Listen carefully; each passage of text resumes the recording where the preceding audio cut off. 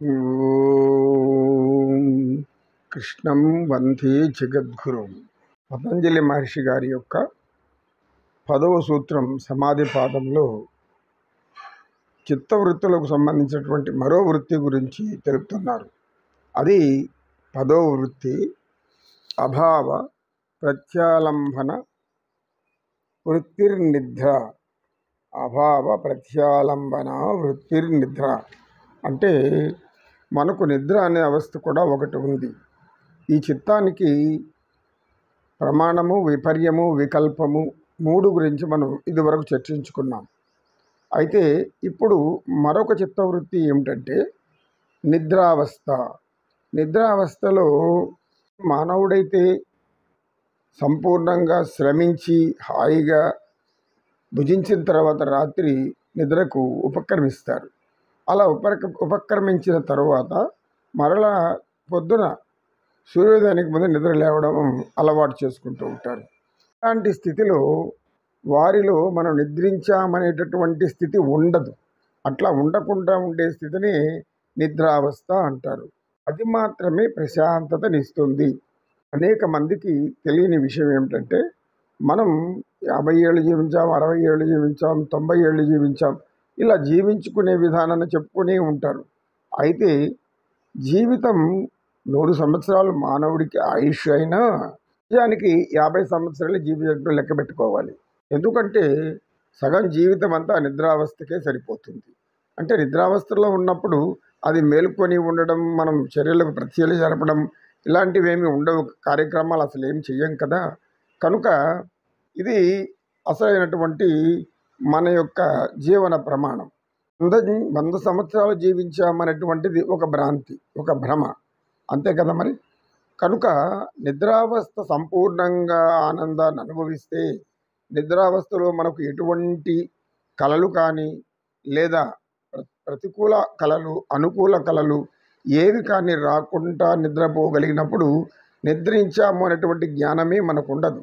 అంటే అది పరిపూర్ణమైనటువంటి విశ్రాంతి, పరిపూర్ణమైన విశ్రాంతి అనే భావన మనలో ఏర్పడుతుంది. అంటే నిద్రించాము, నిద్ర లేచాము అనే పడుకున్నాము, నిద్ర లేచాము తప్పితే నిద్రలో ఏం జరిగిందో మనకి ఏమీ తెలియదు.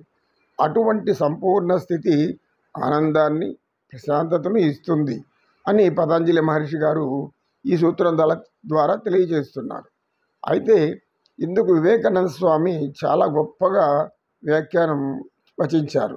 ప్రతి మానవులకు అంటే సామాన్య ధర్మం కలిగినటువంటి వారికి, యోగులు కాని వారికి, కష్టజీవులు కాని వారికి అనేక వృత్తుల యందు అంటే ఇదివరకు మనం చెప్పుకున్నాం కదా, ప్రమాణము, విపర్యము, వికల్పము. ప్రమాణముల అనుమాన ప్రమాణాన్ని ఆశ్రయించి వికల్ప విపర్య వృత్తులను అనుసరించి మనం దుఃఖాన్ని అనుభవిస్తాము. కష్టాలు, సుఖాలు అనేవి తెలుస్తూ ఉంటాయి. ఈ విధంగా నిద్రలో కూడా స్వప్నావస్థ అనేది ఒకటి ఉంటుంది.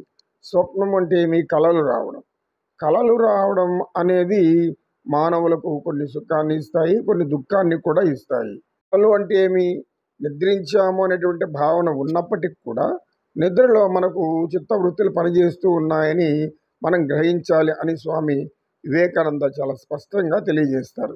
అంటే కలలు మనకు స్మృతిలో ఉన్నటువంటి, అంటే మన జాగృతి అవస్థలో పగలు మేలుకొని ఉన్న అవస్థలో రాత్రి అయినా కానీ ఎప్పుడైనా కానీ మేలుకొని ఉన్నప్పుడు మనం మన మనస్సులో ఉన్నటువంటి ఈ జ్ఞానేంద్రియాలు మరియు అహం, బుద్ధి, మనస్సు ఈ 4 కలిసిన చిత్తము అనేక వ్యాపారాలలో విషయాలను సేకరిస్తూ ఉంటుంది, దాన్ని చర్చిస్తూ ఉంటుంది, అనుభూతి చెందుతూ ఉంటుంది. అటువంటి అనుభూతి కొన్ని మనకు కళలు రూపంలో వస్తూ ఉంటాయి. అవి ఏమంటే కొన్ని అనుకూల కళలు అయితే ఎక్కువగా ప్రతికూల కళలు వస్తుంటాయి. అంటే భయభ్రాంతులకు గురి చేసేటువంటి కళలు కూడా వస్తూ ఉంటాయి. భయభ్రాంతులకు గురి చేసే కళలు వచ్చినప్పుడు వెంటనే నిద్ర నుండి మేల్కొని అయ్యో అని భయపడుతూ లేస్తారు. అందుకు పెద్దవారు కూడా ఉంటారు. వారు ఏమంటుంటారంటే ఏమి ఏదైనా పీడకల వచ్చిందా అని అంటారు. పీడకల అంటే అర్థమేమి? దుఃఖాన్ని, బాధను కలిగించే కళ అని మనం ఇక్కడ అర్థం చేసుకోవాలి. సంపూర్ణంగా నిద్రించినటువంటి వ్యక్తి అంటే ఎటువంటి కలలో రాని వ్యక్తి వారికి ఆ స్మృతి అంటే మనం నిద్రలో ఉండి వచ్చినామనే స్మృతి అంటే జ్ఞాపకం ఎప్పుడూ ఉండదు కూడా. కేవలం పడుకున్నాము, పొద్దున లేచాం అనే స్మరణ మాత్రమే ఉంటుంది. అటువంటి సమయం, అటువంటి వృత్తిని మనకు సుఖాన్ని, సంతోషాన్ని ఇస్తుంది అని మనం అనుకోవాలి. కనుక చిత్తము పనిచేస్తూ ఉంది నిద్రలో కూడా అన్నప్పుడు ఏంటి దాని అర్థం? కలలు వస్తూ ఉండడమే. కలలు వస్తున్నాయి అంటే చిత్తవృత్తులు అప్పుడు కూడా పనిచేస్తూ ఉన్నాయి అని గమనించాలని వివేకానంద స్వామి తెలియజేస్తారు. నేను నిద్రించాను అంటే ఏమిటి? మనకు విశ్రాంతి కోరే సమయం అది. పగలంతా శ్రమించి, అనేక కష్టాలు చేసి, అనేక శ్రమలు ఓర్చుకొని, అనేక కర్మలు ఆచరిస్తూ ఆ పరిపూర్ణమైన కర్మలన్నీ కూడా భగవంతుని పేరు మీద మనం విడిచిపెట్టినప్పుడు నిద్ర సంపూర్ణంగా ఉంటుంది. లేదు అంటే మనం అనేక విధాలుగా జీవిస్తూ ఉంటారు. అనేక మంది అనేక స్థితుల్లో కూడా ఉంటారు. వారి వారి స్థితులన్నీ అనుసరించి వ్యాపారాలు, ధన సంపాదన, వృత్తిపరంగా వృత్తులలో తాము చలించి చేస్తున్నటువంటి విషయాలన్నీ కూడా సమీకరణ ఈ యొక్క చిత్తం చేసుకొని అది వ్యతిరేకమైన, అనుకూలమైన, ఎక్కువ వ్యతిరేకమైన విధానాలైతే రాత్రులు కళల్లో ప్రస్ఫుటం అవుతూ ఉంటుంది. ఈ కళల్లో మనం అనేక విధాలైన కళలు అనేక మందికి వస్తూ ఉంటాయి. ముఖ్యంగా స్త్రీలలో కూడా ఇటువంటివి మనం గమనిస్తూ ఉంటాం. ఒక చిత్తవృత్తులు పనిచేస్తూ ఉన్న నిద్రలో కూడా అంటే అది దుఃఖావస్థ, అది బాధాకరమైన విషయము. అంటే సంపూర్ణ నిద్ర మనకు ప్రశాంతతను ఇవ్వాలి, కానీ మన ప్రశాంతత చెడగొడుతూ ఉంది అంటే అది మన చిత్తవృత్తులు మరలి అక్కడ పనిచేస్తూ ఉన్నాయి. నిశ్చలంగా ఉన్న ఒక పాత్రలో ఉన్న నీరు అది చలించుకుంటా ఉన్నప్పుడు అడుగు భాగం మనకు కనబడుతున్న ముందే చెప్పుకున్నాం. అలాంటి స్థితి ఉన్నప్పుడే సంపూర్ణమైన నిద్ర అవుతుంది. ఏదో ఆ పాత్రలో ఉన్న నీళ్లు ఏదో ఒక రాయి మనం చేత్తో అలా కలబెట్టినప్పుడు అది అలల రూపంలో ఏర్పడి అలలుగా ఏర్పడుతుండడం వలన అడుగు భాగం మనకి స్పష్టంగా చూడలేము. అంటే మనసు చలించడము, నీటి అలలు చలించడం లాంటివి చరిష్ఠుడు తెలియజేసి, నాయన ఈ యొక్క 10వ సూత్రం నిద్రావస్థను గురించి తెలియజేసేటువంటిది. అభావ ప్రత్యాలంబన వృత్తి నిద్ర. అంటే భావాలు లేకుండా నిద్రించగలిగినప్పుడు అటువంటి నిద్ర సుఖాన్ని ఇస్తుందని గమనించాలి. వృత్తులు ప్రమాణ, విపర్య, వికల్ప, నిద్రా, స్మృతి అనేటువంటి 5 గురించి చెప్తూ ఇవన్నీ కూడా కొన్ని ఆనందాన్ని, దుఃఖాన్ని కలగజేస్తూ ఉంటాయి. వృత్తయ పంచతయ క్లిష్ట.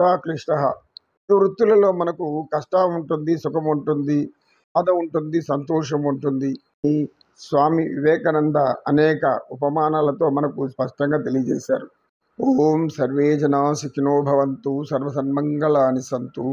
ఓం శాంతి శాంతి శాంతి. ఏతత్ సర్వం శ్రీకృష్ణార్పణమస్తు. ఓం తత్సత్.